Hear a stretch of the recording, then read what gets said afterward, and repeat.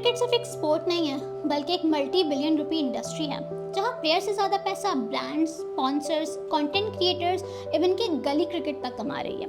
लेकिन अब सवाल ये पैदा होता है कि क्या पाकिस्तान इस इकॉनमी को फुली मोनेटाइज कर रहा है या अभी भी बिलियन रुपीस ऐसे ही टेबल पर छोड़ रहा है। एक वक्त था जब पाकिस्तान में क्रिकेट सिर्फ क्रिकेट हुआ करती थी।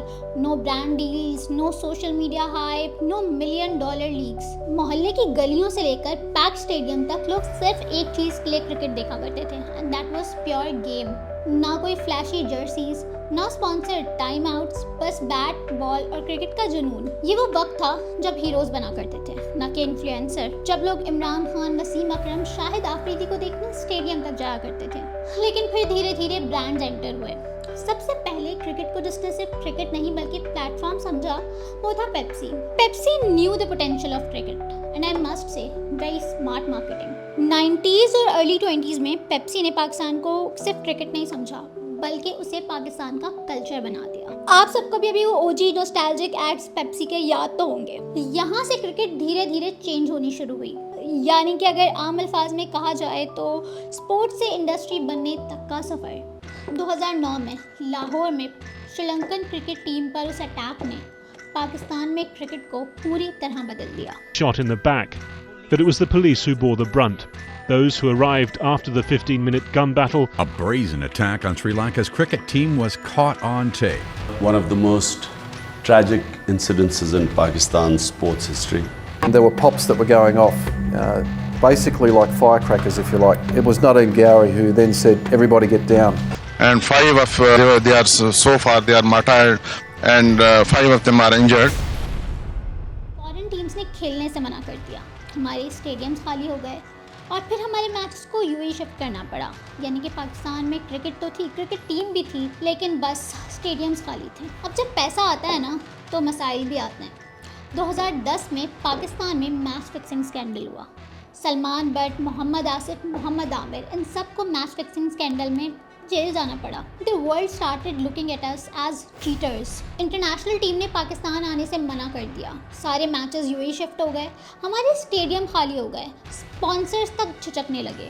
ये वो फेज था जहाँ पाकिस्तान टीम ग्रो नहीं करी थी, बस सरवाइव कर रही थी। लेकिन हर डाउनफॉल के बाद एक रिबिल्ड होता है, तो वो जो रिबिल्ड हुआ वो सिर्फ पाकिस्तान क्रिकेट का नहीं था, वो पूरी पाकिस्तान क्रिकेट इकॉनमी का रिबिल्ड था। 2016 से पहले पाकिस्तान क्रिकेट टीम सिर्फ स्ट्रगल कर रही थी, लेकिन उसके बाद फिर आई पाकिस्तान सुपर लीग जिसने सब कुछ चेंज कर दिया।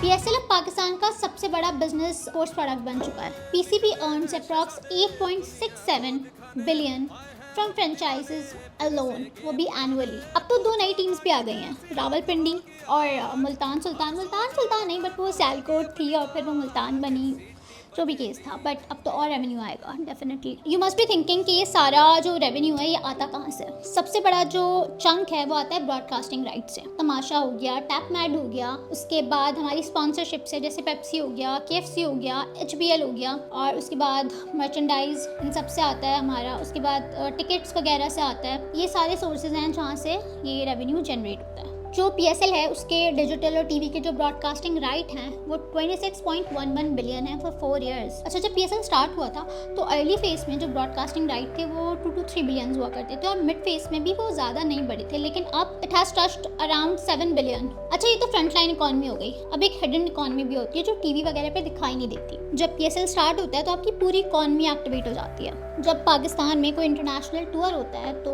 एयरलाइंस, आपके होटल्स, आपकी ट्रांसपोर्ट सब कुछ बूम कर जाती है। पीएसएल वगैरह के दौरान जो सीजनल काम आता है उससे फ्रीलांसर्स होते हैं, जैसे कि वीडियोग्राफर हो गए, आपके वीडियो एडिटर्स हो गए, इन सबको भी बहुत काम दिया जाता है। तो इट्स लाइक आपकी पूरी इकॉनमी ही बूम करती है। इवेंट मैनेजमेंट, सिक्योरिटी, फूड, बहुत सारी जॉब्स क्रिएट हो जाती हैं।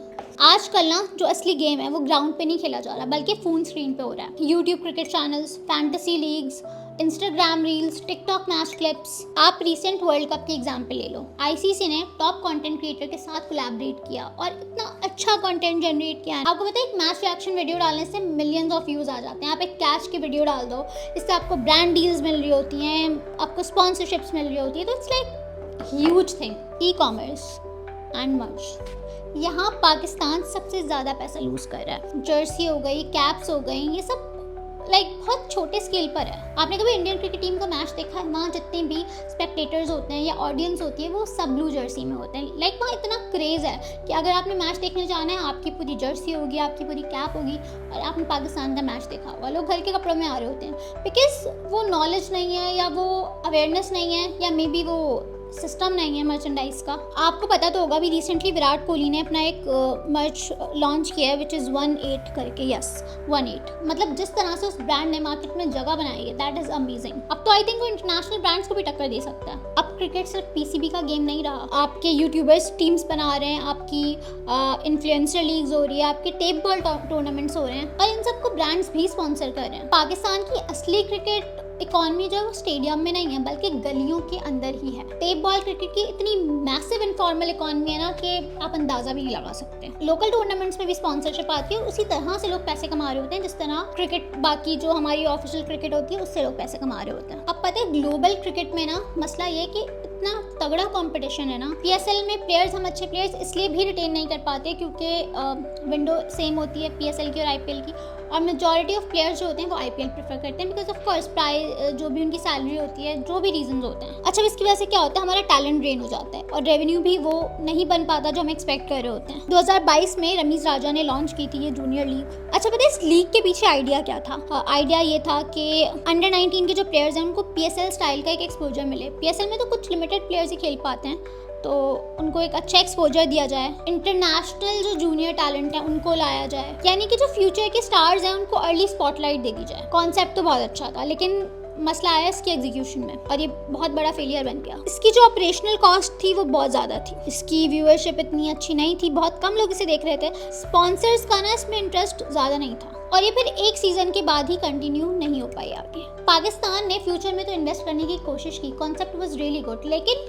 एग्जीक्यूशन में मसला आ गया। अच्छा एक और चीज़, फिर आई कश्मीर प्रीमियर लीग, अगर आप सबको याद हो, इसका बेसिकली अगर देखा जाए मकसद ये था कि कश्मीर को एक आइडेंटिटी मिले, एक ग्लोबल नैरेटिव में आ जाए कश्मीर। बट इसमें ना बहुत सारे इश्यूज क्रिएट हुए हैं। इंटरनेशनल प्लेयर्स ने इंडियन प्रेशर में आके विड्रॉ करना शुरू कर दिया, इंडिया वर्सेस पाकिस्तान की बहुत टेंशन बढ़ गई, स्पॉन्सरशिप्स लिमिटेशंस हो गई। मुझे अभी भी याद है एक प्लेयर थे हर्षल गिब्स, उनको इंडिया की तरफ से फिर मतलब धमकी भी दी जा रही थी कि भाई आप नहीं खेलोगे, बिकॉज हर्षल गिब्स ने बहुत उस लीग में मतलब अहम किरदार अदा किया था। तो इस तरह के कुछ वाकयात हैं जिसकी वजह से फिर वो लीग भी आगे नहीं चल पाई। इन सारी चीज़ों ने तो इकॉनमी को अफेक्ट किया ही किया। बट जो पीसीबी में पॉलिटिक्स हो रही है, पाकिस्तान क्रिकेट का अगर देखा जाए ना तो सबसे बड़ा मसला टैलेंट नहीं है बल्कि स्टेबिलिटी है। कभी रमीज राजा फ्रेम में आ जाते हैं, कभी नजम सेठी, तो कभी ज़का अशरफ, तो कभी मोहसिन नकवी। कैप्टन्स का तो आप पूछो ही मत। हर चेयरमैन अपना एक नया विजन लाता है, नया चेयरमैन आके उसे रिवर्स कर देता है। कोई आइडिया ही सस्टेन नहीं कर पाता, कोई विजन ही सस्टेन नहीं कर पाता। अच्छा, अब जो रमीज राजा का एरा था, रमीज राजा का फोकस थोड़ा अग्रेसिव था, like he was working towards aggressive commercialisation. उन्होंने ना थोड़ा इंडिपेंडेंट क्रिकेट मॉडल की तरफ तवज्जो दी। उनका विजन जो था वो पाकिस्तान को सेल्फ सस्टेनिंग क्रिकेट मॉडल बनवाना था। फिर आया नजम सेठी का एरा, उन्होंने पॉलिसी शिफ्ट्स की, उन्होंने स्टेबिलिटी पे काम किया। वैसे अगर देखा जाए ना पाकिस्तान में पीएसएल लाने वाला बंदा भी नजम सेठी ही था। अच्छा, ये सारी जो इंस्टेबिलिटी क्रिएट हो रही है पॉलिटिकल, इससे क्या होगा? स्पॉन्सर्स हेजिटेट करेंगे, आपकी जो लॉन्ग टर्म की इन्वेस्टमेंट्स हैं वो रुक जाएंगी, आपकी जो इंटरनेशनल पार्टनरशिप है वो वीक हो जाएंगी। अच्छा, मतलब हमने जो चीज़ें गलत हो रही थी, जिस तरह से हम जिस पोटेंशियल को हम अचीव नहीं कर पाए थे, वो सारी बातें तो कर ली, लेकिन अब पाकिस्तान क्रिकेट में क्या चीज़ें ऐसी हैं जो बिल्कुल ठीक हो रही हैं? पीएसएल की ग्रोथ हो रही है डिस्पाइट चैलेंजेस। मैंने डिस्पाइट पे बहुत ज़्यादा फोकस किया बिकॉज आप सबको पता है क्या सिचुएशन चल रही है पाकिस्तान की। इतने सब के बावजूद भी पीएसएल की ग्रोथ हुए जा रही है, like it's a win, massive fan engagement. अभी भी बगैर क्राउड के पीएसएल हो रहा है, बट आई थिंक लोग फिर भी देख रहे हैं। पाकिस्तान में क्वालिटी प्लेयर्स आ रहे हैं। पाकिस्तान के पास रॉ क्रिकेट टैलेंट ना दुनिया में सबसे ज़्यादा है। अब गली में चलते किसी बच्चे से पूछो भाई आगे बढ़ोगे क्या बनना है, हिल से क्रिकेटर, 10 में से 5 बच्चे तो क्रिकेटर बोलेंगे ही बोलेंगे। पाकिस्तान में क्रिकेट सिर्फ एक पैशन नहीं है, ये एक स्लीपिंग जायंट इकॉनमी है। सवाल ये नहीं है कि पाकिस्तान में पैसा है या नहीं है, सवाल ये है कि उस पैसे को कैप्चर कौन करेगा। पाकिस्तान के पास 3 चीज़ें ऑलरेडी हैं, टैलेंट, पैशन और ऑडियंस। जो मिसिंग है वो शायद एग्जीक्यूशन और स्ट्रैटेजी। लेट्स सी आने वाले महीने, आने वाले टूर्नामेंट्स पाकिस्तान क्रिकेट में क्या नई तब्दीलियां लेकर आते हैं। पाकिस्तान जिंदाबाद।